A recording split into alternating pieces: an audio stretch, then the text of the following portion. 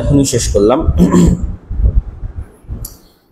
এই হাদিস সহ আগের যে হাদিসগুলো গেল এবং যে আয়াতগুলো গেল, সবগুলোর সারমর্ম হচ্ছে আল্লাহ সুবহানাহু তাআলার তাকদীরের উপর ধৈর্য ধারণ করা।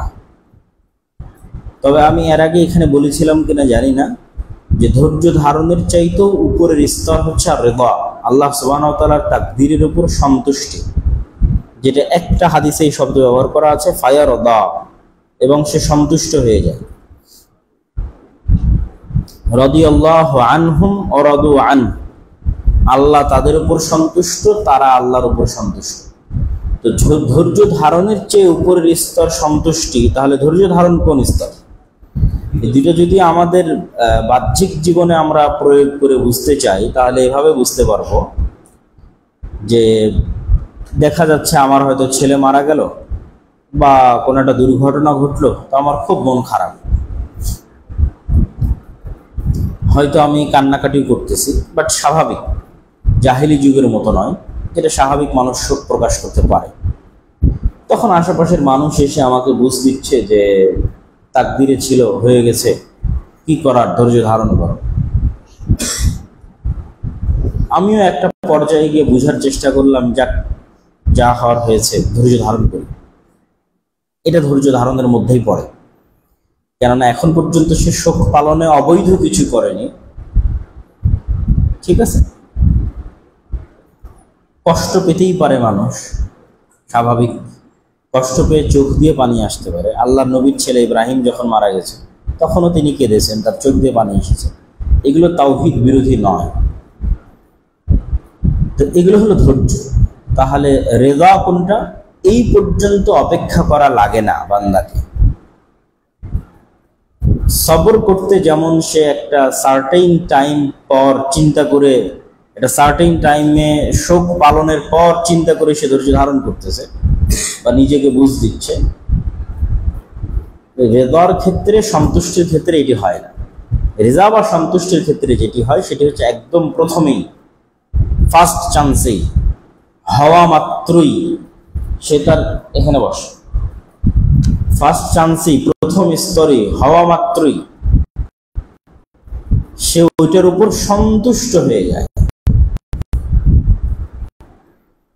তার অন্তরে খারাপ লাগা, অতিরিক্ত শোক, এই বিষয়গুলো সবরের তুলনায় কম থাকে।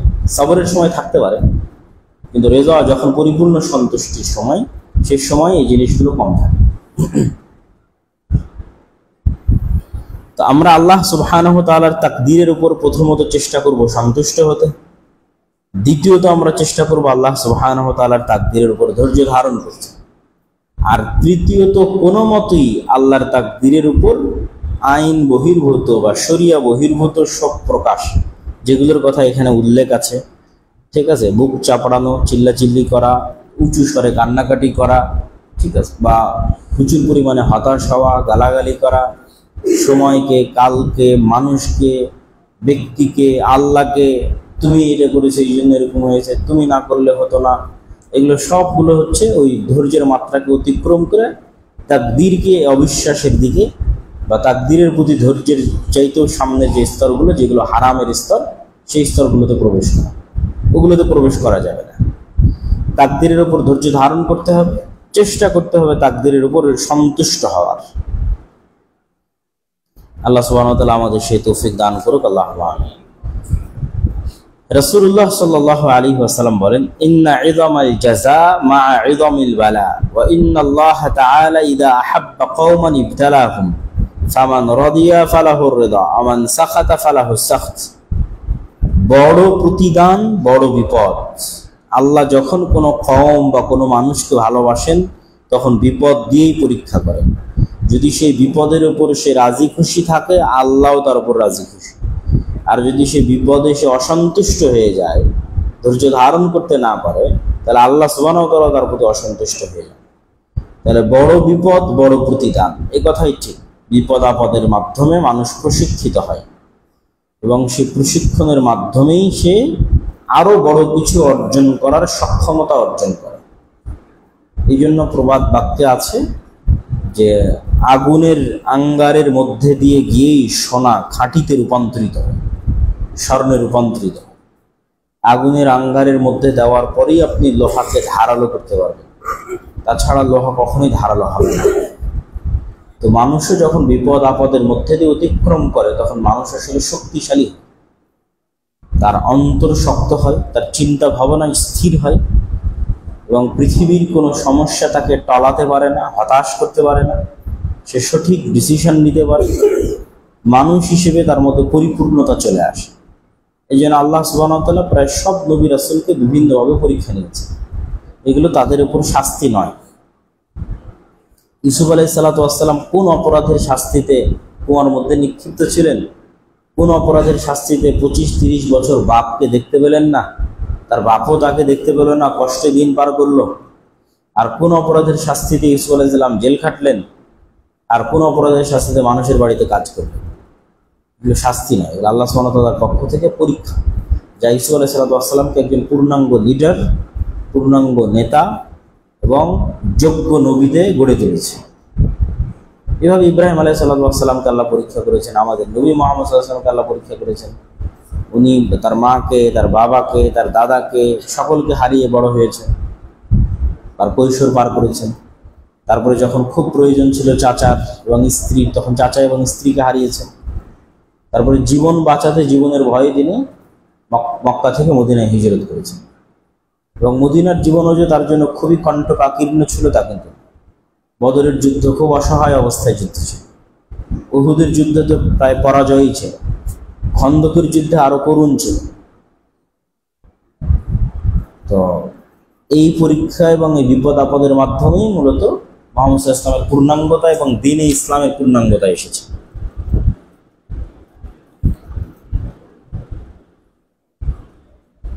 আমরা এর পরের অধ্যায়ে যাই। বাবু মা জাআ ফির রিয়া, সূরা কাহফের 110 নম্বর আয়াতের উপর।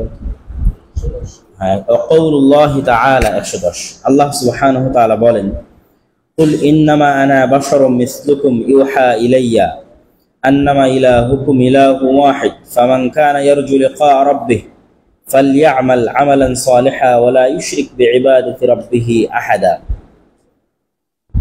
হে নবী, আপনি বলুন, ইন্নামা আনা বাশারুম মিসলুকুম ইউহা ইলাইয়া, নিশ্চয় আমি তোমাদের মতোই মানুষ, আমার প্রতি ওহী প্রেরণ করা হয়। এবং কি ওহী প্রেরণ করা হয়? আন্নামা ইলাহুকুম ইলাহুন ওয়াহিদ, যে তোমাদের ইলাহ একজনই। ফামান কানা ইয়ারজু লিকা রাব্বিহি, যে ব্যক্তি তার প্রতিপালকের সাথে সাক্ষাৎ কামনা করে, ফালইআমাল আমালান সালিহা, সে যেন সৎ আমল করে, ওয়ালা ইউশরিক বিইবাদাতি রাব্বিহি আহাদা, আর ইবাদত করতে গিয়ে আল্লাহর সাথে আর কাউকে শরীক না করে।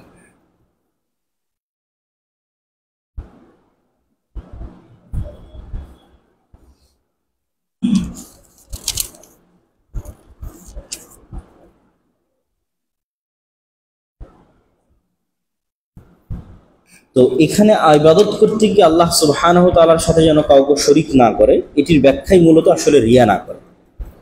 আন আবি হুরায়রা রাদিয়াল্লাহু তাআলা আন, আবু হুরায়রা রাদিয়াল্লাহু তাআলা থেকে বর্ণিত, তিনি বলেন, আল্লাহ সুবহানাহু ওয়া তাআলা বলেছেন, আনা আগনি শুরাকা আনিশ শিরক, আমি যারা শরীক, যাদেরকে মানুষ আমার সাথে শিরক করে, এই সমস্ত শরীকদের থেকে আমি মুখাপেক্ষীহীন, আমি এদের মুখাপেক্ষী নই। মান আমিলা আমালান, যে ব্যক্তি কোনো কাজ করবে, আশরাকা মাই ফি, আর আমার সাথে ওই কাজে অন্য কাউকে শরীক করবে, গায়রি তারাকতুহু ওয়া শিরকাহ, আমি আল্লাহ তাকেও ছেড়ে দিব আর যাকে সে শরীক করবে তাকেও ছেড়ে দেব। তো আমি যাদেরকে মানুষ শরীক করে থাকে তাদের থেকে আমি মুক্ত, আমার প্রয়োজন নাই, আমি মুখাপেক্ষীহীন, আমি তাদের মুখাপেক্ষী নই, আমার তাদের দরকার নাই। তো কেউ যখন কোনো কাজ করবে তখন যদি আমি আল্লাহ আমার সাথে অন্য কাউকে শরীক স্থাপন করে, তাহলে আমি তাকেও ছেড়ে দিব এবং তা যে ব্যক্তি বা যে বস্তুকে সে আমার সাথে শরীক করতেছে, ব্যক্তি বস্তুকেও ছেড়ে দিব। عن أبي سعيد الخدري رضي الله تعالى عنه أنه قال আলা উখবিরুকুম বিমা হুয়া আখওয়াফু আলাইকুম ইনদি মিনাল মাসীহিদ দাজ্জাল। আল্লাহর নবী বললেন, আমি কি তোমাদেরকে সেই বিষয়ের খবর দিব না যে বিষয় নিয়ে আমি তোমাদের উপর ভয় পাই মাসীহুদ দাজ্জালের ফিতনার চাইতে বেশি ভয় পাই। দাজ্জালের ফিতনা হচ্ছে পৃথিবী সৃষ্টি হওয়ার পর থেকে নিয়ে আদম আলাইহিস সালাতু ওয়াস সালাম সৃষ্টির পর থেকে নিয়ে পৃথিবীতে আগত সবচেয়ে বড় ফিতনা, যে ফিতনা সম্পর্কে অতীতের সকল নবী তার উম্মতকে সতর্ক করেছে। আমাদের নবী মুহাম্মদ সাল্লাল্লাহু আলাইহি ওয়াসাল্লামও দাজ্জালের ফিতনা সম্পর্কে সতর্ক করেছেন এবং দাজ্জালের ফিতনা থেকে বেঁচে থাকতে দোয়া শিখিয়ে গেছেন। তো সেই দাজ্জালের ফিতনা, এই দাজ্জালের ফিতনার চাইতেও আমি যে ফিতনাকে ভয় পাই সেটা সম্পর্কে কি আমি তোমাদের বলবো না? ক্বালু বালা ইয়া রাসূলুল্লাহ, হ্যাঁ আল্লাহর নবী বলেন। আশ-শিরকুল খাফি, গোপন শিরক। ইয়াকুমুর রাজুল ফায়ুসাল্লি ফায়ুযায়্যিনু সালাতাহু লিমা ইয়ারা মিন নাযরি রাজুলিন। কোনো মানুষ সালাতে দাঁড়ালো, সালাতে দাঁড়ানোর পর সে সালাতকে আরো সুন্দর করার চেষ্টা করতে লাগলো, এই কারণে যে মানুষ তার সালাত দেখছে, মানুষ তার সালাত দেখে যেন তাকে খুব আল্লাহওয়ালা, পরহেজগার, দিনদার মনে করে, এই কারণে সে সালাতকে আরো সুন্দর করে আদায় করতে লাগলো। ধীর স্থির লম্বা রুকু, ধীর স্থির লম্বা সিজদা, এটা আল্লাহর সন্তুষ্টির জন্য না করে মানুষের জন্য করতে লাগলো।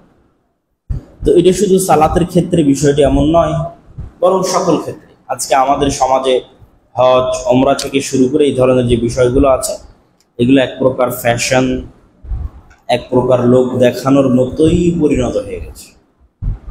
এই জন্য দেখবেন যে হজ এবং ওমরায় গিয়ে মানুষ যে পরিমাণ সেলফি প্রবণ হয়েছে মক্কার ওই কাবার চত্বরে, যে বিশ্বাস করা কঠিন যে মানুষ ইবাদতের জন্য এসেছে, আল্লাহর সন্তুষ্টির জন্য না, আসলে ফেসবুক, ইউটিউব, টিকটক এগুলোতে প্রচার করার জন্য, আত্মীয় স্বজন, বন্ধু বান্ধব তাদেরকে দেখানোর জন্য, ভ্লগ হিসেবে। তো এই বিষয়টি আল্লাহ সুবহানাহু ওয়া তাআলা এবং তার রাসূল এখানে তুলে ধরেছে যে আল্লাহ সুবহানাহু ওয়া তাআলার ইবাদতে অন্য কাউকে শরীক করা যাবে না, আর সেই শরীক থেকে আল্লাহ সুবহানাহু ওয়া তাআলা মুক্ত।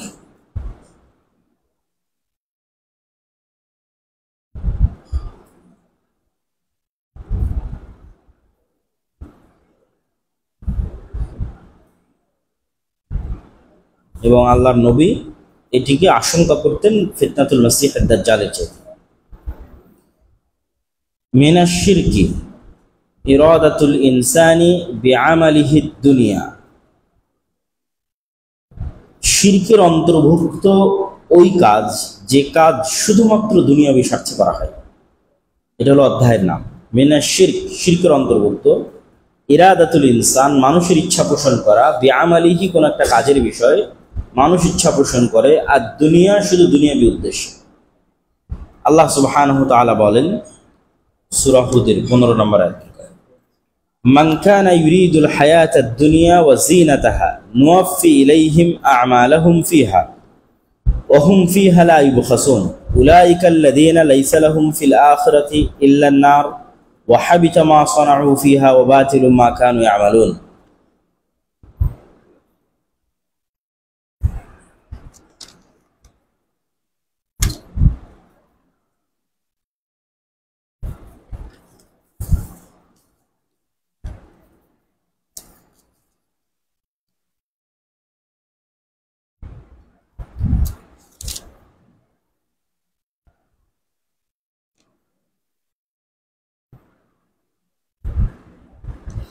আল্লাহ সুবহানাহু ওয়া তাআলা এই আয়াতে বলেন, মান কানা ইউরিদুল হায়াতাদ দুনিয়া, যে ব্যক্তি শুধু দুনিয়াবী জীবন কামনা করে, ওয়া যিনাতাহা, এবং দুনিয়ার জীবনের সৌন্দর্য, চাকচিক্য কামনা করে, নুওয়াফি ইলাইহিম আমালাহুম, তাদের আমলের প্রতিদান আমি দুনিয়াতেই দিয়ে থাকি, ওয়া হুম ফিহা লা ইউবখাসুন, আর দুনিয়াতে আমলের প্রতিদান পেতে তারা কোনো ক্ষতির মুখোমুখি হয় না।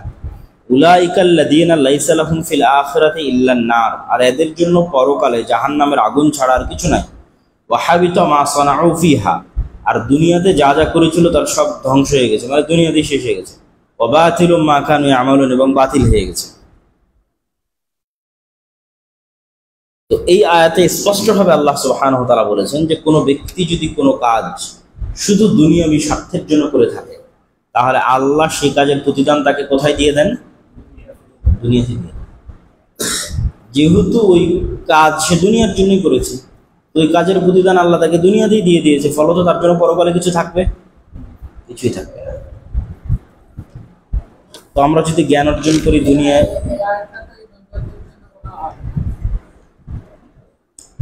এই আয়াতটা সকলের জন্যই প্রযোজ্য, কিন্তু যে জায়গায় আয়াতটা এসেছে সেটা হুদ আলাইহিস সালাতু ওয়াস সালামের ঘটনা বর্ণনা করতে এসেছে। মানে ইমানদারেরাও যদি কোনো কাজ দুনিয়াবি কাজের জন্য করে, দুনিয়াবি চাহিদার জন্য করে, না না ওই উদ্দেশ্যে না। দুনিয়াবি উদ্দেশ্য বলতে ধরেন আমি একজন জ্ঞান অর্জনকারী তালিবুল ইলম, আমি জ্ঞান অর্জন করছি এই উদ্দেশ্যে যেন আমি দুনিয়াতে খ্যাতি অর্জন করতে পারি, দুনিয়াতে ভালো টাকা পয়সা উপার্জন করতে পারি। তো আল্লাহ আমার জ্ঞানকে দিয়ে দুনিয়াতে আমার খ্যাতি পূর্ণ করে দিবে, আমার জ্ঞানকে দিয়ে আমার দুনিয়াবি ধন দৌলত পূর্ণ করে দেবে। যেহেতু আমি জ্ঞান অর্জন করছি কিসের জন্য? দুনিয়ার জন্য। তো এরকম যে কোনো ইবাদত যখন মানুষ করবে, ইসলাম যখন মানুষ পালন করবে, কিসের আশায়? দুনিয়ার আশায়। ধরেন কোনো একটা কোম্পানিতে এরকম রুলস আছে যে, সাধারণত এরকম তো কোনো কোম্পানিতে রুলস নাই, তারপরে থাকলে থাকতে পারে। কোনো কোম্পানিতে হয়তো রুলস আছে যে ভালো সালাত আদায় করলে, সুন্নতি লেবাসধারী হলে তার হয়তো প্রমোশন হইতে পারে। তো সে এখন দাঁড়িয়েও রাখছে, সালাত আদায় করছে তার প্রমোশনের জন্য, তা আল্লাহ ওইটা তাকে দুনিয়াতে দিয়ে দিবে। যে কাজের জন্য ইবাদত সে করছে দুনিয়া পাওয়ার জন্য, এটা আল্লাহ দুনিয়াতে তাকে পূরণ করবে। তো সাধারণত এই বিষয়টা যে আয়াত এখানে অবতীর্ণ হয়েছে, এই বিষয়টা আলেম ওলামা সহ এই জাতীয় কাজের সাথে যারা সম্পৃক্ত তাদের জন্য আরো বেশি প্রযোজ্য। স্বাভাবিক অর্থে একজন সাধারণ মুসলমানের ইবাদতের ক্ষেত্রে দুনিয়াবি চাওয়া এবং পাওয়া খুব কমই থাকে, এবং সে পরিবেশ এবং পরিস্থিতিও খুব একটা অনুকূলে হয় না। বরং আলেম ওলামাদের ক্ষেত্রে এই বিষয়টা খুবই উপযুক্ত এবং খুবই সময় উপযোগী। এর পরের হাদিসে রাসূলুল্লাহ সাল্লাল্লাহু আলাইহি ওয়াসাল্লাম বলছেন, তাইসা আব্দুদ দিনার, যে দিনারের পূজারী সে ধ্বংস হয়ে গেল। তাইসা আব্দুদ দিরহাম, যে দিরহামের পূজারী সে ধ্বংস হয়ে গেল। তাইসা আব্দুল খামিসা, যে রেশমি উন্নত কাপড়ের পূজারী সে ধ্বংস হয়ে গেল। তো এইভাবে রাসূল সাল্লাল্লাহু আলাইহি ওয়াসাল্লাম এই ধন দৌলত কাপড় চোপড় ইত্যাদির যারা পাগল তাদের ধ্বংস কামনা করার পর তিনি বলছেন যে ইন উতিয়া রাদিয়া ওয়া ইন লাম ইউতা সাখাত, যদি এগুলো তাকে দেওয়া হয় তাহলে সে খুশি হয়, যদি দেওয়া না হয় তাহলে সে রাগান্বিত হয়।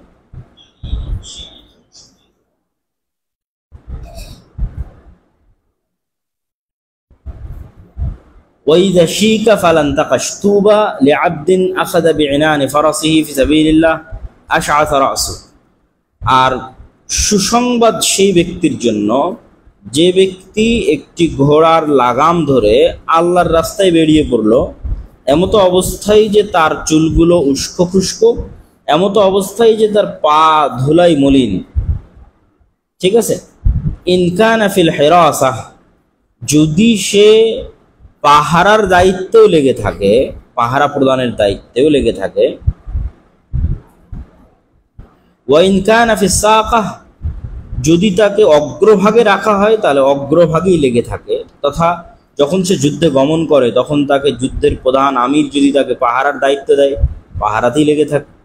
যদি তাকে সামনের কাতারে গিয়ে যুদ্ধ করতে বলে সেনা দলের অগ্রভাগে, তো সেনা দলের অগ্রভাগেই লেগে থাকে। আর যখন সে কোনো কিছুর বিষয়ে অনুমতি চায় তখন তাকে অনুমতি দেওয়া হয় না, আর যখন সে কোনো সুপারিশ করে তখন তার সুপারিশ গ্রহণ করা হয় না। তো এই ব্যক্তির জন্য সুসংবাদ, তথা একজন ব্যক্তির দুনিয়াবি চাহিদা পূরণ না হওয়ার সর্বনিম্ন স্তরের চিত্রায়ন করা হয়েছে এই শেষ অংশে, যে একজন ব্যক্তি দিনই কাজ করছে কিন্তু তার ন্যূনতম দুনিয়াবি চাহিদা পূরণ হওয়ার সম্ভাবনা নাই, তার চিত্রায়ন আছে এই হাদিসের শেষ অংশে। কিভাবে? সে ঘোড়ার লাগাম ধরে যুদ্ধে বেরিয়ে পড়লো, আসা মাথাগুলো ধুলোই মলিন, মাথাগুলো উস্কো খুস্কো, চুলগুলো ধুলোই মলিন। এইটার দ্বারা যেটা বোঝানো হচ্ছে যে সে খুব বেশি যে সাজগোজ বা খুব বেশি যে ধনী বা খুব বেশি যে নিজের যত্ন নেয় এরকম নয়। তারপরের যেটি বিষয় সেটি যে যুদ্ধে গেলেও মুজাহিদদেরও যোদ্ধাদেরও মনের মধ্যে একটা চাওয়া থাকে যে আমি হচ্ছে ওই ফ্রন্টের লিডার হব, আমি ওইটার সেক্টর কমান্ডার হব, আমি এটার লেফটেন্যান্ট কর্নেল হব। ঠিক আছে, এইটা মানুষ যুদ্ধে যখন যাবে তখন অটোমেটিক যোদ্ধার মধ্যে এটা চলে আসে। তো ওই জিনিসটাও তার মধ্যে নাই, যে তাকে বলা হলো যে তুমি আজকে এখানে রাতে গার্ড দাও। তো এটা এক প্রকার অপমানের মতো। আপনি সেনাবাহিনীর থেকে যখন কাউকে দেখবেন যে রাষ্ট্রদূত হিসেবে সংযুক্ত করা হচ্ছে, অথচ সে সেনাবাহিনীতে লেফটেন্যান্ট কর্নেল, তাহলে আসলে তাকে বহিষ্কার করা হচ্ছে, বাট বলা হচ্ছে না যে তোমাকে বহিষ্কার করলাম। যেমন এই গত সরকারের আমলেও যারা বহু সেনাবাহিনীতে ওই ধরনের কাজের সাথে যুক্ত ছিল তাদেরকে বহিষ্কার না করে ওই বিভিন্ন দেশে রাষ্ট্রদূত হিসেবে পাঠিয়ে দিয়েছে, মানে তাকে তার রানিং যে ডিউটি সেই ডিউটিতে রাখে, মূল বড় কোনো রোল তাকে দেওয়া হয়। তাহলে তাকে যদি পাহারাদার দারোয়ান বানিয়ে দেওয়া হয় তো তবুও তার অন্তরে কোনো প্রকার প্রভাব পড়ে না। মানে সে কি পরিমাণ দুনিয়াবি চাওয়া পাওয়া মুক্ত অবস্থায় আল্লাহর সন্তুষ্টির জন্য কাজ করতেছে তার একটা উদাহরণ দেওয়া আছে, যে তখনও তার অন্তরে কোনো প্রভাব পড়ে না। আবার যখন তাকে বলা যাও তুমি তোমাকে ওই ওই সেক্টর কমান্ডার করে দিলাম, তখনও আসলে তার যে খুব ভালো লাগা কাজ করে বিষয়টি তেমন নয়। তখনও সে খুব স্বাচ্ছন্দ্যের সাথে কাজ করে। যখন তাকে বলে তোমাকে পাহারাদার করে দিলাম, দারোয়ান বানিয়ে দিলাম, তখনও খুব স্বাচ্ছন্দ্যের সাথে কাজ করে। তারপরের পয়েন্ট হচ্ছে যে একটা মানুষ যখন একটা প্রতিষ্ঠানে বা একটা জায়গায় দীর্ঘদিন যাবৎ কাজ করে তখন অবশ্যই তার একটা চাওয়া তৈরি হয় যে আমি কিছু বললে আমার কথা গ্রহণ করা, এবং আমি কোনো কিছুর অনুমতি চাইলে আমাকে অনুমতি দেওয়া হবে, যে ঠিক আছে বস আমার একটা ছুটি দরকার, আমি 5 বছর থেকে প্রতিষ্ঠানে কাজ করতেছি, আমি চাই না যে আমার ছুটিটা গ্রহণ করা হোক, অবশ্যই চাই। আবার যদি আমি কারোর জন্য সুপারিশ করি তো সুপারিশটা গ্রহণ করা হোক, এটাও আমি চাই। তো আল্লাহর সন্তুষ্টির জন্য কেউ এরকম কাজে যুক্ত আছে যে সে যদি কোনো কিছুর অনুমতি চায় তবুও তাকে অনুমতি দেওয়া হয় না, তবুও তার অন্তরে এটা কোনো প্রভাব বিস্তার করে না। সে যদি কোনো কিছুর সুপারিশ করে তার সুপারিশ গ্রহণ করা হয় না, তবুও এটা তার কাছে কোনো প্রভাব বিস্তার করে না। কেননা এই অনুমতি চাওয়াটাও দুনিয়াবি কোনো কাজের জন্য, সুপারিশ করাটাও দুনিয়াবি কোনো কাজের জন্য। তাহলে তার আল্লাহর এই ইবাদতে তার দুনিয়াবি চাওয়া এবং পাওয়ার সাথে ন্যূনতম চুল পরিমাণ সম্পর্ক নাই। তাহলে এই ব্যক্তির জন্য সুসংবাদ। আর দুঃসংবাদ ধ্বংস কোন ব্যক্তির জন্য? যে দিনারের গোলাম, দিরহামের গোলাম, দিনারের পূজারি, দিরহামের পূজারি, কাপড় চোপড়ের পূজারি, যদি দেওয়া হয় খুশি হয়, না দেওয়া হলে রাগান্বিত। যেমন আমরা এই জন্য আমি খুব কম প্রোগ্রাম করতে চাই না প্রোগ্রাম করতে, কেননা নিজের অন্তরের উপর কন্ট্রোল রাখা। যেমন আমি এখানে আসছি আপনাদেরকে দারাজ দিচ্ছি শতভাগ আল্লাহ সুবহানাহু ওয়া তাআলার সন্তুষ্টির জন্য। এইটাই যদি আমি আজকে এখান থেকে সফর করে কোনো এক প্রোগ্রাম, কোনো এক জালসায় যাই, লম্বা রাস্তা সফর করে গেলাম রংপুর, দিনাজপুর অথবা চিটাগাং অথবা বরিশাল, তারপরে যখন হাদিয়া দেওয়া হয় তখন বা দেওয়া হয় না অথবা কম হয়, তখন অন্তরে কি হয়? প্রভাব হয়। এই প্রভাবটা কার পক্ষ থেকে আসে? শয়তানের পক্ষ থেকে আসে। এই জন্য আমার মন চাই যে দাওয়াতি সফর, দাওয়াতি কাজের জন্য, ফি সাবিলিল্লাহ, আল্লাহর সন্তুষ্টির জন্য দাওয়াতি সফর হচ্ছে একজন আলেমের জন্য সবচেয়ে ভালো পবিত্র জায়গা।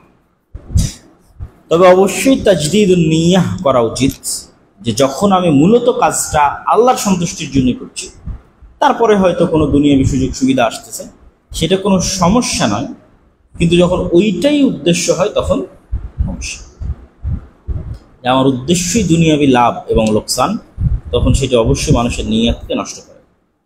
তাহলে এই অধ্যায়ের হেডিং ছিল যে শুধুমাত্র দুনিয়াবি চাওয়া পাওয়াকে লক্ষ্য করে কোনো একটা কাজের সাথে যুক্ত হওয়া, শুধুমাত্র দুনিয়াবি চাওয়া পাওয়াকে লক্ষ্য করে। তারপরের অধ্যায়ে আমরা যাই। জি বলেন।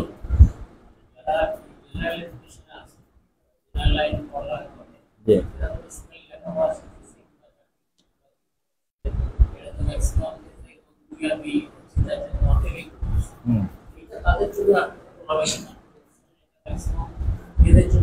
আমাদের জন্য অ্যাপ্লিকেবল বেশি।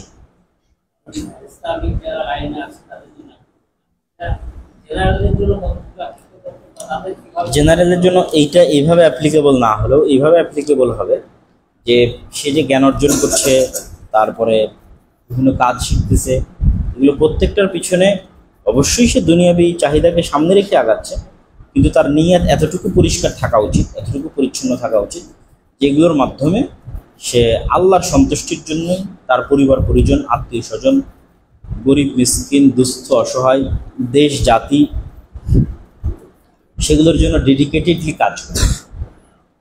এতটুকু নিয়ত পরিষ্কার থাকা উচিত। এতটুকু নিয়ত পরিষ্কার থাকলে হয় কি যে ঘুষ এবং যে দুর্নীতির যে বিষয়টা সেইটা অন্তত থাকে না। আর যখন সেও পরিপূর্ণ দুনিয়াবি পূজারী অবস্থায় ওই জ্ঞান অর্জন করে এবং দুনিয়া পূজা অবস্থায় ওই জায়গায় জব করে, তখন কিন্তু সে আসলে দেশের স্বার্থ, রাষ্ট্রের স্বার্থ, মানুষের স্বার্থ, অসহায় গরিব মিসকিনের স্বার্থ এগুলো না দেখে, যেহেতু শুধু টাকাই লক্ষ্য, তখন কিন্তু ঘুষ দুর্নীতি এগুলো তার কাছে কিছুই মনে হয়, নস্যি মনে হয়। যেহেতু টাকার জন্য অর্জন করেছে, অতএব টাকা আসতে থাকুক অবৈধভাবে।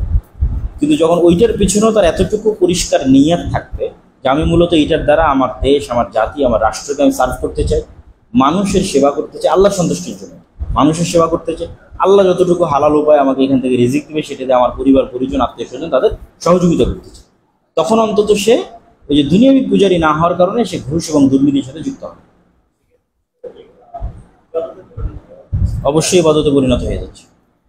এটা এর আগে আমি একদিন বলেছি এখানে যে অবশ্যই সেটা ইবাদতে পরিণত হয়ে যাচ্ছে। তারপরের অধ্যায়, মান আতা আল উলামা ওয়াল উমারা ফি তাহরিমি মা আহাল্লাল্লাহ, যারা আলেম ওলামা এবং আমিরদের, নেতাদের আনুগত্য করলো আল্লাহ যা হারাম করেছে তা হালাল করায়, আও তাহলিলি মা হারামাল্লাহ, দুটেই, তথা আল্লাহ যা হালাল করেছেন তা হারাম করায়, অথবা যা আল্লাহ হারাম করেছেন তা হালাল করায়, উল্টা দুইভাবে। ফাকাদ ইত্তাখাযাহুম আরবাবা মিন দুনিল্লাহ, তারা এই সমস্ত আলেম ওলামা এবং নেতাদেরকে আল্লাহ ছাড়াও রব বানিয়ে নিল। আল্লাহ সুবহানাহু ওয়া তাআলা ছাড়াও কি বানিয়ে নিল? রব বানিয়ে নিল।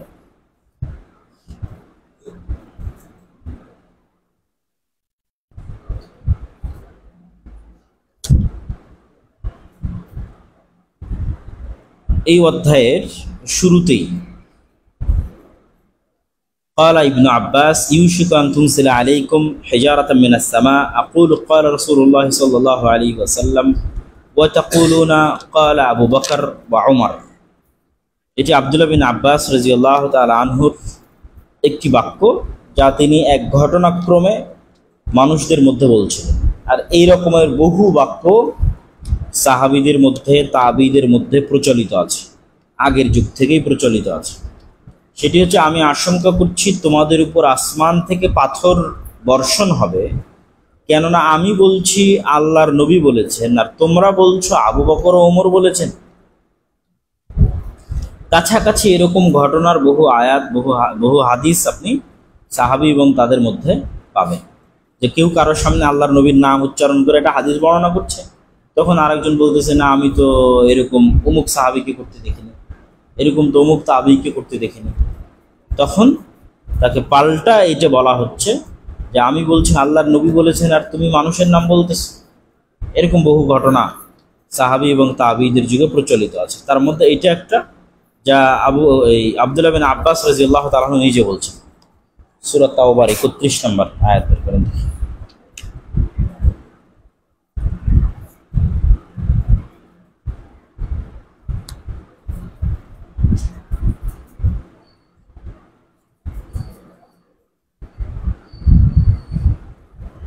যেমন ইমাম আহমদ বিন হাম্বল বলেন এরপরের বর্ণনাটি, যে আজিবতু লিকাউমিন আরাফুল ইসনাদ ওয়া সিহহাতা, আমি ওই সমস্ত লোকদেরকে দেখে আশ্চর্য হই যারা একটা হাদিস সহিহ হয়েছে জানার পরেও ইয়াযহাবুনা ইলা রাই সুফিয়ান, সুফিয়ান সাউরি কি বলল সেই কথা গ্রহণ করছে এবং মেনে নিচ্ছে। কি প্রমাণিত হওয়ার পরও, একটা হাদিস সহিহ প্রমাণিত হওয়ার পরও কার কথা মেনে নিচ্ছে? সুফিয়ান সাউরির কথা মেনে নিচ্ছে। ইমাম আহমদ বিন হাম্বলের যুগের অনেক বড় ইমাম হচ্ছে সুফিয়ান ইবনে সাঈদ আস-সাউরি, ইমাম সুফিয়ান সাউরি নামে পরিচিত। অথচ আল্লাহ বলেছেন ফালিয়াহযারিল্লাযীনা ইউখালিফুনা আন আমরি আন তুসীবাহুম ফিতনাতুন আও ইউসীবাহুম আযাবুন আলীম। আপনি তাদেরকে সতর্ক করেন যারা আপনার নির্দেশের বিরোধিতা করে। আন তুসীবাহুম ফিতনা, অচিরেই তারা ফিতনায় পড়ে যাবে অথবা আযাবের মুখোমুখি হবে। ফিতনা কি? আশ-শিরক। তারা শিরকের ফিতনায় পতিত হবে অথবা আল্লাহ সুবহানাহু ওয়া তাআলার আযাবের মুখোমুখি হবে। আর আদি ইবনে হাতিম তিনি বলেন, তিনি রাসূলুল্লাহ সাল্লাল্লাহু আলাইহি ওয়াসাল্লামকে মাঝে মধ্যেই এই আয়াতটি পড়তে শুনতেন যে ইত্তাখাযু আহবারহুম ওয়া রুহবানাহুম আরবাবা মিন দুনিল্লাহ ওয়াল মাসীহ ইবনে মারইয়ামা ওয়া মা উমিরু ইল্লা লিয়াবুদু ইলাহান ওয়াহিদা লা ইলাহা ইল্লাহু সুবহানাহু আম্মা ইউশরিকুন। এটি হচ্ছে সূরা তাওবার 31 নম্বর আয়াত। এবং আমি এর আগেও আপনাদের সামনে বলেছি যে ইহুদিদেরকে অনেক সময় অনেকে মনে করে যে তারা তাওহীদবাদী। আপনি যদি গুগলেও সার্চ দেন, চ্যাট জিপিটিতেও সার্চ দেন যে একত্ববাদের উপর বিশ্বাস করে এরকম পৃথিবীতে ধর্ম কয়টা, বলে দুইটা। একত্ববাদের উপর বিশ্বাস করে ধর্ম দুইটা, একটা হচ্ছে ইসলাম আর একটা জুদাইজম। এটা ঠিক যে তাদের দিনের মেইন বেসিক যেহেতু সব দিনই আল্লাহর পক্ষ থেকে আসছে, তো প্রত্যেক দিনের মেইন বেসিকে তাওহীদ থাকবে না, এটা তো আশ্চর্য হওয়ার কিছু নয়, তাওহীদ থাকবে। তো কিন্তু তারাও যে মুশরিক, তারা মুশরিক কোন জায়গায়? তারা মুশরিক এই জায়গায়, সেটা আল্লাহ সুবহানাহু ওয়া তাআলা বলছে যে ইত্তাখাযু আহবারহুম ওয়া রুহবানাহুম আরবাবা মিন দুনিল্লাহ।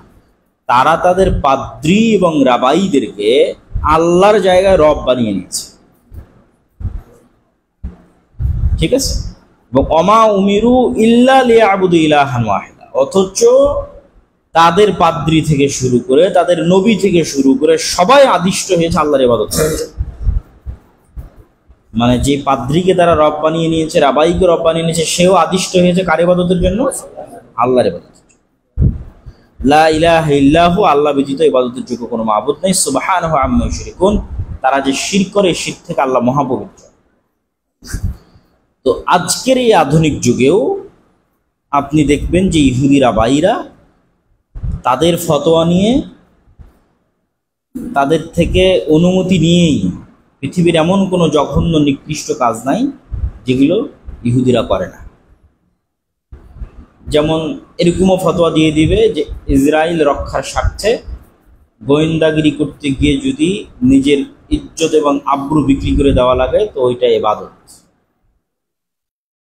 এবং অসংখ্য মেয়ে তাদের এই ধরনের গোয়েন্দাগিরিতে আগেও অতীতেও লিপ্ত থাকতো, এখনো লিপ্ত আছে। যাতে বড় বড় যারা মুসলিম লিডার আছে, বড় বড় মুসলিম নেতা আছে, রাষ্ট্রপ্রধান আছে, তাদেরকে কিভাবে নিজের কবজায় নিয়ে এসে, সৌন্দর্যের মোহ দিয়ে নিজের কবজায় নিয়ে এসে গোয়েন্দার বেড়া জালে তাদেরকে আটকে ফেলা। তো এই যে সে একটা হারাম কাজ করতেছে, অবৈধ কাজ করতেছে, সেটাকে সে কার অনুমতিতে করতেছে? রাবাইয়ের অনুমতিতে করতেছে। আর এইটার পারফেক্ট উদাহরণ হচ্ছে আমাদের যুগে, আমাদের দিনে, আমাদের ধর্মে তাকলিদ। যে কোনো নির্দিষ্ট মাযহাব বা নির্দিষ্ট ব্যক্তির অন্ধ অনুসরণ, সেটা আমারও হতে পারে। নির্দিষ্ট শায়েখের, নির্দিষ্ট ব্যক্তি, মাযহাব, দলের অন্ধ অনুসরণ, নির্দিষ্ট সংগঠন, নির্দিষ্ট প্রতিষ্ঠান, নির্দিষ্ট মাদ্রাসা অন্ধ অনুসরণ করা, যে না সেখান থেকে ভুল হতে পারে না। যেমন অনেক সময় আমাদের হানাফি ভাইরা মনে করে দারুল দেওবন্দ কখনো ভুল করতে পারে না। তো এরকম তো আসলে কোনো কথা ইসলামে নাই। ভুল করতে পারেন না বা ভুল হয়নি বা হলেও আল্লাহ সংশোধন করে দিয়েছেন। কোরআন এবং হাদিস হলো সবচেয়ে নির্ভুল। আর বাকি সবাই কি করতে পারে? ভুল করতে পারে। মানুষও ভুল করতে পারে, দলও ভুল করতে পারে, মাযহাবেও ভুল ত্রুটি থাকতে পারে। সেক্ষেত্রে ওই কঠোরতা এবং কট্টরতার দিকে যখনই চলে যাবেন তখনই এই শিরকের অন্তর্ভুক্ত আমরা হয়ে যেতে পারি।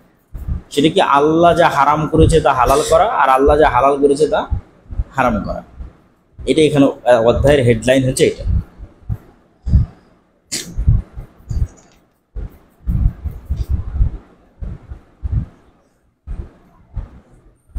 ওটা এই হাদিসেরই শেষে রাসূল সাল্লাল্লাহু আলাইহি ওয়াসাল্লাম বলছেন, মা হাল্লাল্লাহ ফাতুহাররিমুনা, আল্লাহ যা হালাল করেছে তোমরা তা হারাম করে দিয়েছো। ওয়া ইউহিল্লুনা মা হারামাল্লাহ ফাতুহিল্লুনা, আর আল্লাহ যা হারাম করেছে তা তোমরা হালাল করে দিয়েছো। ফাকুলতু বালা, তখন আদি ইবনে হাতিম বলছে হ্যাঁ আপনি ঠিকই বলেছেন।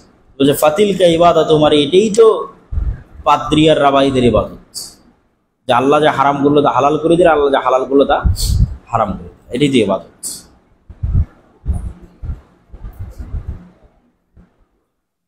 সেই ইবাদত আমরা করছি কিনা সেটাও আমাদের দেখতে হবে। আজান এখন কয়টায় হয়? আচ্ছা, তাহলে আরো একটা অধ্যায় আমরা শেষ করতে পারি।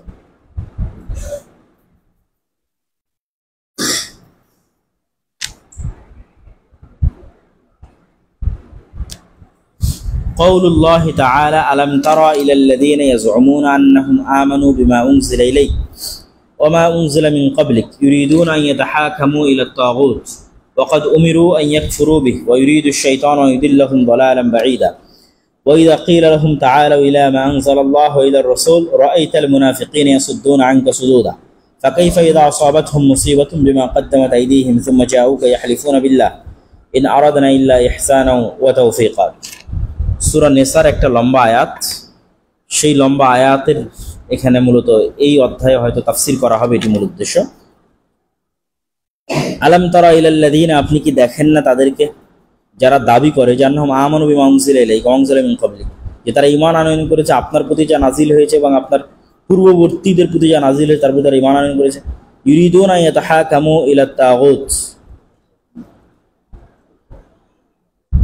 এবং তারা বিচার ফায়সালার জন্য তাগুতের নিকট গমন করে।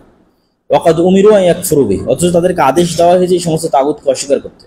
ওয়া ইউরিদু শাইতানু আন ইউদিল্লাহুম দালালান বাঈদা, আর শয়তান চায় তাদেরকে পথভ্রষ্ট করতে, আর তারা সেই শয়তানের ফাঁদে পা দিয়ে পথভ্রষ্ট হয়েই যাচ্ছে। ওয়া ইযা কিলা লাহুম তাআলা ইলা মা আনজালাল্লাহু ওয়া ইলা রাসূল, এবং যখন তাদেরকে বলা হয় আসো বিচার ফায়সালা করি আল্লাহ এবং আল্লাহ রাসূল যা অবতীর্ণ করেছে তার মাধ্যমে, রাআইতাল মুনাফিকিনা ইয়াসুদ্দুনা আনকা সুদুদা, আপনি দেখবেন যে মুনাফিকরা সেখান থেকে কিভাবে পিঠ ফিরে পালিয়ে যাচ্ছে। ফাকাইফা ইযা আসাবাতহুম মুসিবাতুন বিমা কদ্দামাত আইদিহিম সুম্মা জাউকা ইয়াহলিফুনা বিল্লাহ ইন আরাদনা ইল্লা ইহসানা ওয়া তাওফীকা। তো মূলত যেটি সারমর্ম, যেটি হয়তো এই অধ্যায়ে তুলে ধরার চেষ্টা করা হবে, সেটি হচ্ছে তাগুতকে অস্বীকার করা বা তাগুতের ক্ষেত্রে সহযোগিতা করা। অস্বীকার করা যেমন ঈমান, সহযোগিতা করা তেমন কুফরি। ওয়াইদা কিলা লাহুম লা তুফসিদু ফিল আরদ ক্বালু ইন্নামা নাহনু মুসলিহুন, যখন তাদেরকে বলা হয়, মুনাফিকদেরকে বলা হয় যে তোমরা পৃথিবীতে ফাসাদ সৃষ্টি করিও না, তখন তারা বলে আরে আমরা তো পৃথিবীতে শান্তি প্রতিষ্ঠা করছি।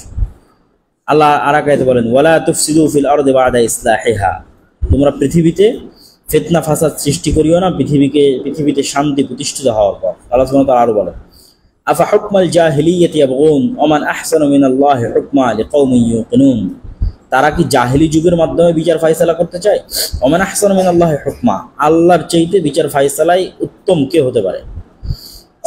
আব্দুল্লাহ বিন উমর রাদিয়াল্লাহু আনহু তিনি বলেন লা ইউমিনু আহাদুকুম হাত্তা ইয়াকুনা হাওয়াহু তাবআন লিমা জিতু বিহি, ততক্ষণ পর্যন্ত কেউ পূর্ণাঙ্গ মুমিন হতে পারবে না যতক্ষণ না আমি যা নিয়ে এসেছি সেটির অনুসরণে তার অন্তর বাধ্য হয় এবং তার মনোকামনা প্রবৃত্তিকে নষ্ট করে সে আমি যা নিয়ে এসেছি সেটির পিছনে অনুসরণ করে, ততক্ষণ সে মুমিন হতে পারবে না।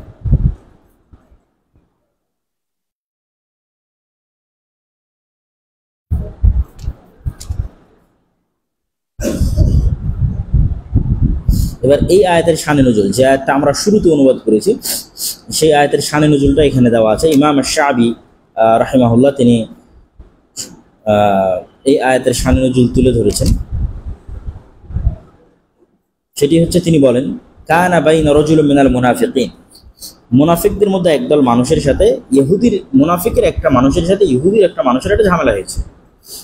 ফাকাল আল ইহুদি বলল যে তোমার সাথে যেহেতু আমার এটা নিয়ে ঝামেলা হয়েছে, তো চলো তুমি যেহেতু মুমিন ইমানদার মুহাম্মদ সাল্লাল্লাহু আলাইহি ওয়াসাল্লামের প্রতি ঈমান আনয়ন করো, তো আমরা এটার ফায়সালা বিচার মুহাম্মদ সাল্লাল্লাহু আলাইহি ওয়াসাল্লামের কাছ থেকে করে নেব। নাতাহাকাম ইলা মুহাম্মদ সাল্লাল্লাহু আলাইহি ওয়াসাল্লাম লিআন্নাহু আরাফা আন্নাহু লা ইয়াখুযুর রিশওয়া, কেননা ওই ইহুদি জানতো যে মুহাম্মদ সাল্লাল্লাহু আলাইহি ওয়াসাল্লাম ঘুষ গ্রহণ করেন না, মানে মুহাম্মদ সাল্লাল্লাহু আলাইহি ওয়াসাল্লাম ন্যায় প্রতিষ্ঠায় অবিচল, চাহে মুসলিম হোক, চাহে মুমিন হোক, চাহে কাফের হোক, চাহে মুশরিক হোক, ন্যায় প্রতিষ্ঠায় কোনো সময় ছাড় দেন না কে? মুহাম্মদ সাল্লাল্লাহু আলাইহি ওয়াসাল্লাম। এই বিশ্বাস কারো আছে? ইহুদিরও আছে। এই বিশ্বাস কার আছে? ইহুদির আছে। وقال المنافق, কিন্তু ওই মুনাফিক বলতেছে নাতাহাকাম ইলাল ইয়াহুদ, বলছে না আমরা এই বিচার তোমার ইহুদিদের কোন এক মানে মুরব্বী হোক, গুরু হোক, পাদ্রী হোক, রাবাই তার কাছে নেই। কেননা ও জানতো যে ওই ইহুদি রাবাই ঘুষ নেয়, তাহলে এই মুনাফিকের জন্য চান্স ছিল ঘুষ দিয়ে বিচারটা উল্টিয়ে দেওয়ার। ফাত্তাফাকনা ইয়াতিয়া কাহিনান ফি জুহাইনা, তো ওই ইহুদি আর ওই মুনাফিক একমত হলো যে তারা জুহাইনা গোত্রের এক গণকের কাছে এটার বিচার এবং ফায়সালা করার জন্য যাবে। তখন আল্লাহ সুবহানাহু ওয়া তাআলা এই আয়াতটা অবতীর্ণ করলেন সূরা নিসাতে, যে আলাম তারা ইলাল্লাযীনা ইয়াযুমুনা আন্নাহুম আমানু বিমা উনজিলা ইলাইক, যে আপনি কি দেখেন না যে দাবি করে যে আমি আল্লাহর প্রতি ঈমান আনয়ন করেছি এবং আপনার প্রতি যা অবতীর্ণ হয়েছে তার প্রতি ঈমান আনয়ন করেছে এবং আপনার পূর্ববর্তীদের প্রতি যা অবতীর্ণ তার প্রতি ঈমান আনয়ন করেছে, অথচ ইউরিদুনা ইয়াতাহাকামু ইলা তাগুত, অথচ চায় বিচার ফায়সালা করার সময় তাগুতের শরণাপন্ন হতে।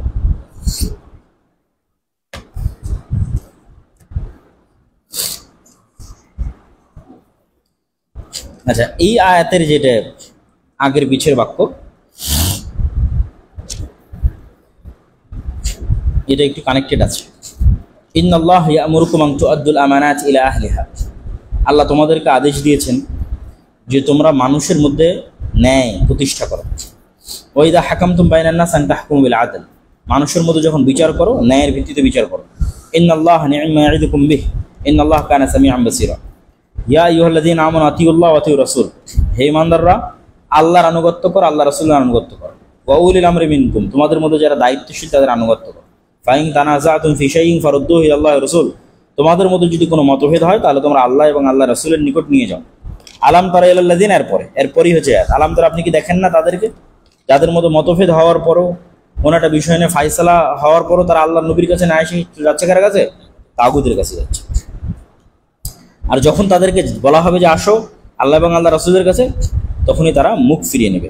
উলাইকাল্লাযীনা ইয়া'লামুল্লাহু মা ফি কুলুবিহিম ফাআরিদ আনহুম ওয়া'ইদহুম ওয়া কুল লাহুম ফি আনফুসিহিম কওলান বালীগা, এদের অন্তরে কি আছে তা আল্লাহ খুব ভালো করেই জানেন, অতএব আপনি এদের থেকে মুখ ফিরিয়ে নেন, তবে যা উপদেশ দেওয়ার তা উপদেশ দেন।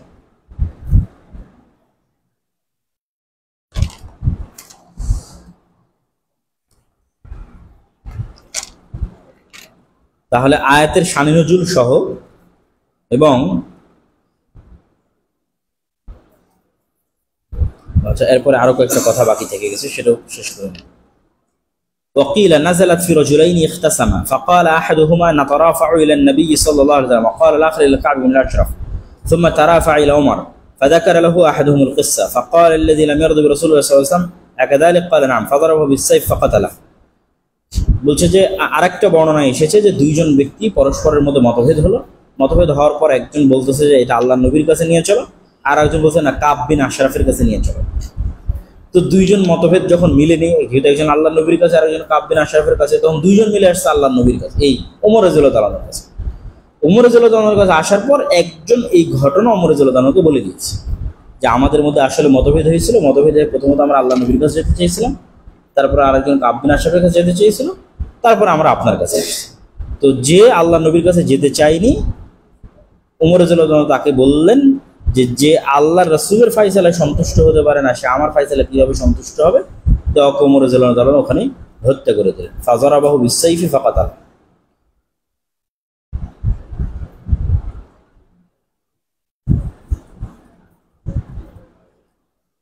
এই আয়াত এবং এই ঘটনা এবং মুনাফিকদের এই বর্ণনা সহ সবগুলোর মূল উদ্দেশ্য হচ্ছে বিচার, ফায়সালা, সালিশ ইত্যাদির ক্ষেত্রে যেমন ন্যায় প্রতিষ্ঠা করার বিষয়টা এখানে ফুটে উঠেছে, ঠিক তেমনি ইত্যাদির ক্ষেত্রে ইসলামের কাছে আত্মসমর্পণ বা দুনিয়াবি কোনো বিধিবিধানের কাছে আত্মসমর্পণ না করা, সেটির বিষয়টি ফুটে উঠেছে, যা আমাদের যুগের অন্যতম বড় ফিতনা।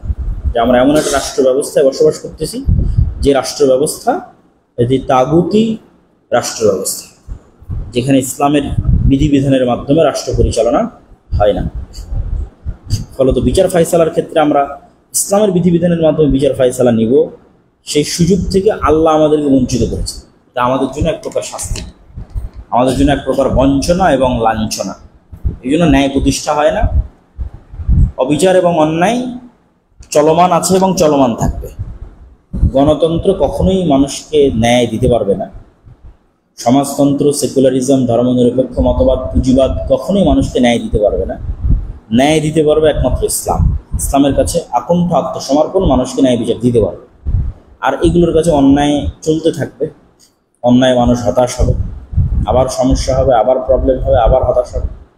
তো এগুলোর চেয়ে সবচেয়ে ভালো হচ্ছে মানুষ যদি একবার স্থায়ীভাবে দিনের দিকে ফিরে আসে এবং তার শাসন ব্যবস্থার দায়িত্ব ইসলামী বিধিবিধান অনুযায়ী পরিচালনার জন্য চেষ্টা করে।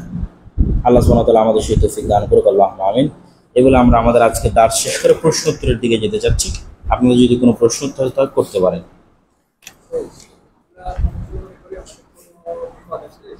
জি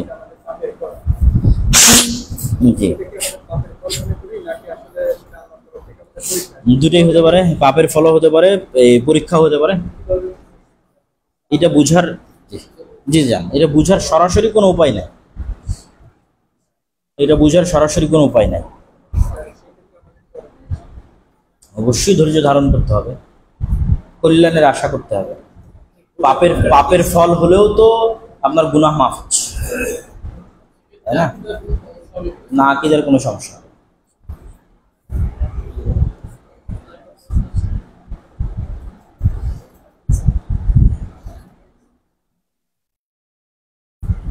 আজকের দার্স রিলেটেড আর কোনো প্রশ্ন?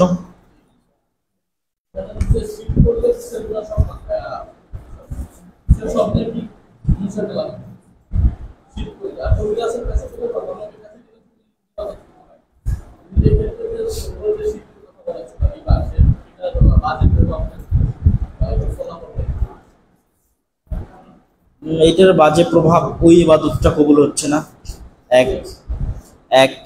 দুই, কিয়ামতের মাঠে যাদেরকে সর্বপ্রথম জাহান্নামে নিক্ষেপ করা হবে তারা তো রিয়ার অভিযোগে নিক্ষিপ্ত হবে। যাদেরকে জাহান্নাম উদ্বোধন করা হবে তারা রিয়ার অভিযোগে তাদেরকে জাহান্নামে নিক্ষেপ করা হবে।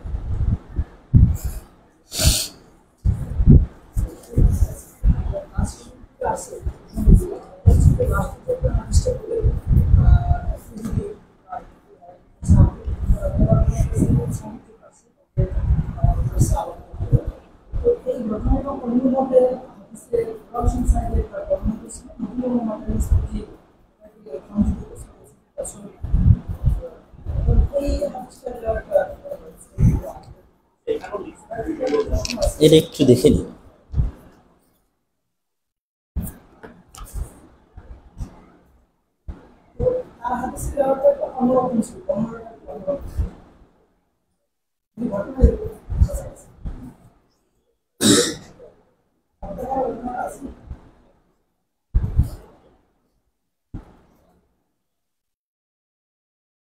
হ্যাঁ, আর একটা প্রশ্ন করেন।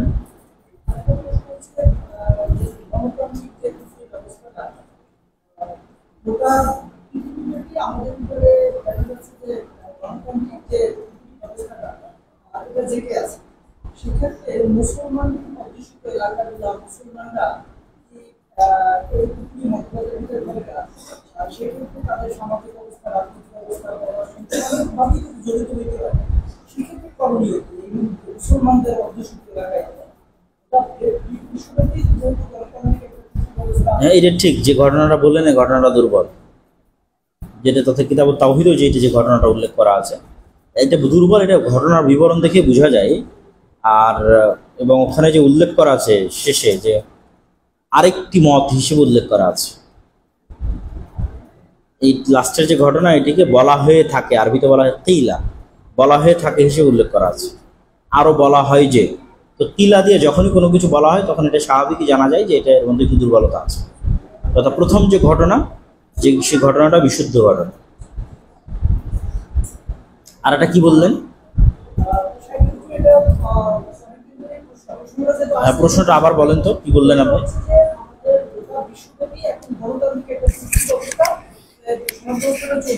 হ্যাঁ, আমরা মুসলিম অধ্যুষিত এলাকাও রয়েছে, মুসলমানদের ভূখণ্ডও রয়েছে। এখন আমরা এই অবস্থায় মুসলমানরা আমাদের তো সামাজিক, রাজনৈতিক, অর্থনৈতিক অনেক বিষয় জড়িত হইতে পারে।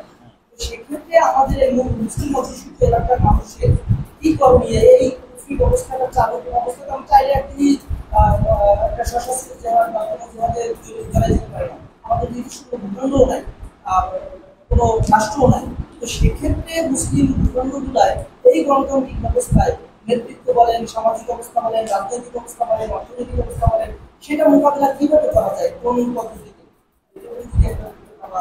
প্রথমত একজন ইমানদারের অবশ্যই কর্তব্য হওয়া উচিত যে সে এই ধরনের তাগুতি ব্যবস্থাপনাকে এড়িয়ে চলবে। এড়িয়ে চলার অনেকগুলো পদ্ধতি আছে। সেটা হচ্ছে যে যেই লেভেল, যেই স্তর পর্যন্ত সম্ভব সেই স্তর পর্যন্ত এড়িয়ে চলবে। দেখা যাচ্ছে সুদী অর্থনীতি আছে, আমি সুদী কোনো অর্থনীতির সাথে যুক্ত হলাম না, আমি আমার সাধ্য অনুযায়ী এড়িয়ে চললাম। বিচার ব্যবস্থা আছে, সেই বিচার ব্যবস্থায় আমি নিজে যুক্ত হওয়ার চেষ্টা করলাম না, ওইটার পার্টের অংশ হওয়ার চেষ্টা করলাম না। আর সর্বোচ্চ কোন পর্যন্ত সে করতে পারে, যখন সে মাজলুম, তখন যখন তার কোনো যাওয়ার রাস্তা নাই, তখন জুলুম থেকে বাঁচার জন্য সে চলমান ব্যবস্থাপনার আশ্রয় গ্রহণ করতে পারে, তার জুলুম থেকে রক্ষা পাওয়ার জন্য। স্বাভাবিকভাবে যাওয়া উচিত না। স্বাভাবিকভাবে সে এই সমস্ত ফিতনা থেকে দূরে থেকে একজন স্বাভাবিক মুসলিম হিসেবে পৃথিবী থেকে বিদায় নিবে। যেমন আল্লাহ নবী বলেছে যে ছাগল নিয়ে পাহাড়ে চলে যায়। তো বাংলাদেশের জীবন ব্যবস্থা এরকম। বাংলাদেশে হচ্ছে আপনি 10 বিঘা একটা জমি থাকলো, সেই 10 বিঘা জমিতে আপনার একটা পুকুর থাকলো, সবজি চাষের ব্যবস্থা থাকলো। আগের যুগের আপনার বাপদাদারা যেভাবে চলে গেছে, তারা কৃষি জমিতে চাষ করেছে, জমির ধান খেয়েছে, পুকুরের নদীর মাছ খেয়েছে, দিন পার হয়ে গেছে। দুনিয়াবি কোনো ফিতনা ফাসাদের সাথে সে যুক্ত না সুদের ভিত্তিতে লোন নিতে হয়েছে, না কেস কোর্ট কাচারি মামলা মোকদ্দমায় জড়িত হতে হয়েছে। এই যে ফিতনা মুক্ত অবস্থায় পৃথিবী থেকে বিদায় না, এটা হতে হবে সর্বোচ্চ চেষ্টা। আর যাদের অবস্থান শক্ত, আলেম ওলামা, জ্ঞানী গুণী, তাদেরকে তাদের জায়গা থেকে সর্বোচ্চ চেষ্টা করতে হবে এটা পরিবর্তনের জন্য। সে পরিবর্তনের জন্য পরিবেশ পরিস্থিতির আলোকে আলেমরা ইজতিহাদ করবে যে সে কিভাবে এই পরিবর্তনটা এখন সম্ভব। যেমন আমাদের এই যুগের আলেম ওলামারা নাসিহা, বক্তব্য, দার্স, তাদরিস, লেখালেখি, সংগঠন সকল মাধ্যমে তারা একটা প্রেশার ক্রিয়েট করার অবশ্যই চেষ্টা করতেছে, যে যার জায়গা থেকে পারতেছে, যে রাষ্ট্রে যেন ইসলাম বিরোধী কিছু না হয়। ঠিক আছে, মোটামুটি একটা ইসলাম বান্ধব রাষ্ট্র করে উঠুক। তো এই চেষ্টার ধরনটা পরিবেশ পরিস্থিতির আলোকে আলেম ওলামার ইজতিহাদের উপর নির্ভর। সকল সময় একরকম থাকবে না, এটাই।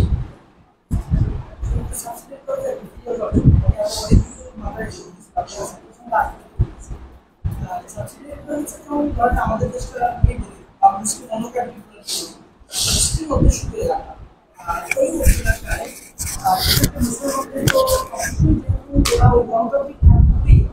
মুসলমানদের একটা প্রতিষ্ঠা করার সুযোগ নির্বাচন ব্যবস্থা। সেক্ষেত্রে মুসলিম অধ্যুষিত এলাকায় আমাদের কোনো পদক্ষেপ মুসলমানদের থাকা উচিত কিনা, যে শুধু দাসত্ব করা, বা আমাদের এই প্রেক্ষাপটে অন্তত যতটুকু সুযোগ আছে ভালোভাবে আমরা কি ওইভাবে দেশকে বা রাষ্ট্রকে মুসলমানদের করাতে গঠন করতে পারি কিনা, বা মুসলমানদের প্রভাবটা বৃদ্ধি করার জন্য চেষ্টা করতে পারি। সেটাই তো বললাম, এটা চলমান যুগের আলেম ওলামারা যুগের পরিবেশ পরিস্থিতির আলোকে ইজতিহাদ করে মানুষজনকে দিক নির্দেশনা দেন। আপনি যদি আমাকে বলেন যে আপনার মতামত কি, আপনি কিভাবে চান, তাহলে আমি আমার সব বক্তব্য বলে আসতেছি কিভাবে সম্ভব। আমার এমন কোনো বক্তব্য নাই যে বক্তব্যে এখন এই আলোচনা নাই যে ইসলামের সামগ্রিক বিজয় কিভাবে সম্ভব। মাসিক আল ইতিসামে আমাদের সম্পাদকীয় লেখা আছে, এবং আমার প্রত্যেকটা বক্তব্যের লাস্টে পয়েন্ট আছে। যার 1 নম্বর পয়েন্ট হচ্ছে আমাদেরকে নেতৃত্ব দেওয়ার যোগ্য হতে হবে। আল্লাহর নবী নেতৃত্ব দেওয়ার যোগ্য কেন? ওনাকে মানুষ বিশ্বাস করে যে তার কাছে গেলে উনি ঘুষ নেবেন না। So he is the leader and he can establish the justice. একটা ইহুদি বিশ্বাস করে। আমরা ওই জায়গায় আছি কিনা? আমি আমার জায়গায় ন্যায়পরায়ণ, সত্যবাদী হিসেবে, লিডার হিসেবে প্রতিষ্ঠিত হতে পারছি কিনা, এবং আমার সার্কেলে অন্যায় প্রতিরোধ করতে পারছি কিনা। প্রত্যেক ব্যক্তি যখনই তার সার্কেলে অন্যায় প্রতিরোধ করবে, সে তার সার্কেলে নেতা হয়ে যাবে। এভাবেই আল্লাহ পৃথিবী তৈরি করেছে। আপনি আপনার গ্রামে অন্যায় প্রতিরোধ করেন, আপনি গ্রামের নেতা হয়ে যাবেন। মানে যদি আপনাকে ওখান থেকে কেউ সরানোর না থাকে, আপনার যদি শিকড় শক্তিশালী হয়। অন্যায় প্রতিরোধ করেন, আপনি নেতা হয়ে যাবেন, আপনাকে অপনেতা বানানো লাগবে না। এবং যদি আপনি ন্যায়পরায়ণ হন, সত্যবাদী হন, এবং মানুষ আপনার উপর আস্থা রাখে যে আপনি একজন ন্যায়পরায়ণ ব্যক্তি বা আপনি একজন সত্যবাদী ব্যক্তি, এই আস্থা অর্জনের পর এবার আপনি অন্যায় প্রতিরোধ করতেছেন, আপনি লিডার। এই যোগ্যতাটুকু আমাদের অর্জন করতে হবে। আমাদের এই গণতান্ত্রিক রাজনীতি আমাদের নেচার নষ্ট করে দিয়েছে। ফলত গণতান্ত্রিক রাজনীতির মধ্যে যদি একটা ইসলামী দলও যায়, দেখবেন সে মিথ্যার আশ্রয় নিচ্ছে, অন্যায় করতেছে, তাহলে সে তো ইসলামিক দৃষ্টিতে তার নেতা থাকলো না। সে যতই ফাইট দিক, যতই যুদ্ধ করুক, যতই ভোট চাক, বাট ইসলামের আলোকে তো সে আর নেতা থাকলো না। ফলত সে আসলে কখনোই ইসলাম প্রতিষ্ঠা করতে পারবে। তো সর্বোচ্চ লেভেল পর্যন্ত চেষ্টা করতে হবে ন্যায়পরায়ণ সত্যবাদী হিসেবে একজন লিডার হওয়ার। মুসলমানেরা গোলামের জাতি না, নেতৃত্ব দেওয়ার জাতি। এইটা যখন একবার আমাদের ব্রেনে ঢুকে যাবে, তখন আরও যে পয়েন্টগুলো আমি আমার বক্তব্যে উল্লেখ করি, শক্তিশালী প্রতিষ্ঠান তৈরি করা, ইসলামের বিষয়ে আপোষহীন থাকা, ইসলামের বিষয়ে নিজের দিনের উপর কনফিডেন্স থাকা, ছাড় না দেওয়া, তাগুতি তন্ত্র মন্ত্রের আশ্রয় গ্রহণ না করা, এগুলোর মাধ্যমে যখন চেষ্টা করতে থাকবে, একটা সময় আলটিমেটলি রেজাল্ট আল্লাহ তৈরি করে দেবে। যোগ্য হলে আল্লাহ ব্যবস্থা দেবে, আর যোগ্যতা না থাকলে তো আল্লাহ ব্যবস্থা দেবে।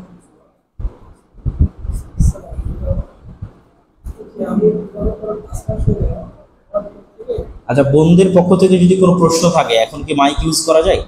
মাইক কি ঠিক আছে? ওইটা যদি ঠিক না থাকে তাহলে একটু আপনারা লিখে দিবেন, লিখে গেটে জমা দিবেন।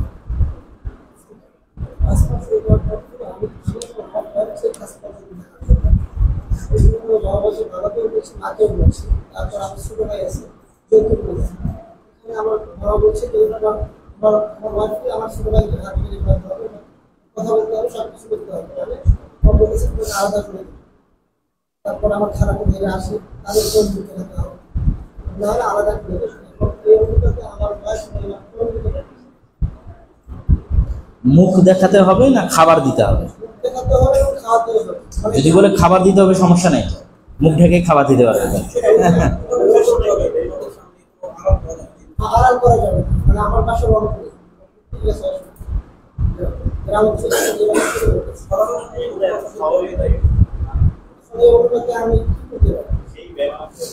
না, এটা হচ্ছে যে আমার যেটা পরামর্শ, সেটা হচ্ছে যে স্বাভাবিক যে উঠা বসা, যে স্বাভাবিক যে খাবার দেওয়া, ঘর বাড়ি ঝাড়ু দেওয়া, দেবর আসলো তখন হয়তো একটু মুখটা ঢেকে নিল, খাবার দেওয়ার সময় একটু মুখ ঢেকে দিল, এইরকম যে স্বাভাবিক উঠা বসা, এটা তো একটা যৌথ পরিবারে থাকে, সেটাতে আমি মনে করি না যে ইসলামের কোনো আপত্তি আছে। এখন যেটা আপনি বলছেন মুখ খুলতে বাধ্য করা, যে কেন সে মুখ ঢেকে খাবার দিবে, এই প্রশ্ন যদি উঠে তাহলে অবশ্যই সেখানে শক্ত অবস্থান নিতে হবে।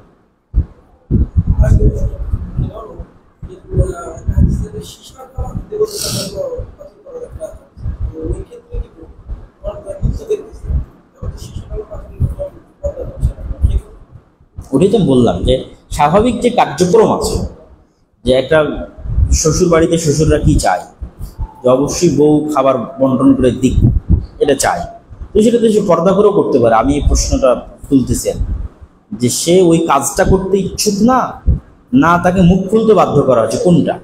যদি মুখ খুলতে বাধ্য করা হয় তাহলে অবশ্যই সেখানে প্রোটেস্ট করতে হবে। আর যদি আমি ওই কাজটা করতে ইচ্ছুক না, তাহলে এটা তো ঠিক না, করবে, সমস্যা পর্দা করেই করবে।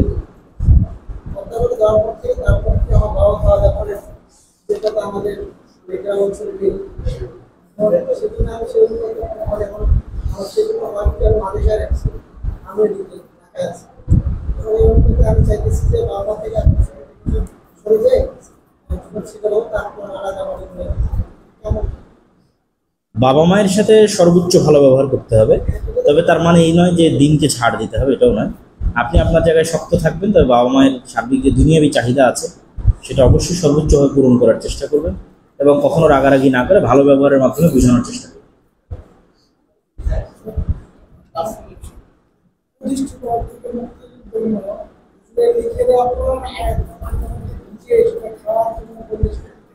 এগুলো তাবিজের অন্তর্ভুক্ত। কুদৃষ্টির মুক্তির জন্য পড়া, হয় আপনি পড়বেন, না হয় আর একজন করে আপনাকে ফু দিবে, এটাই, আর কোনো উপায় নেই।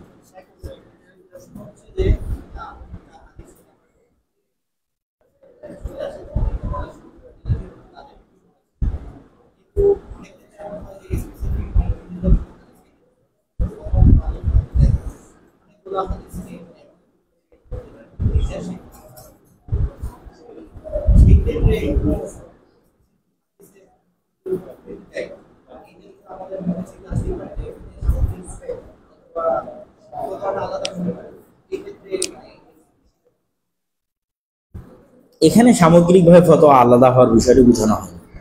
এখানে হচ্ছে সরাসরি কন্ট্রাডিক্টরি, স্পেসিফিক কন্ট্রাডিকশন। একজন বলতেছে মেয়েদেরকে মসজিদে যেতে দিতে হবে, আর একজন বলছে না আমি যেতে দিব না। তো যেতে দিতে হবে এই মর্মে আল্লাহ নবীর হাদিস আছে, স্পষ্ট হাদিস, এটা স্পষ্ট কন্ট্রাডিকশন। এই ক্ষেত্রে, এই ধরনের ক্ষেত্রে এটা হবে।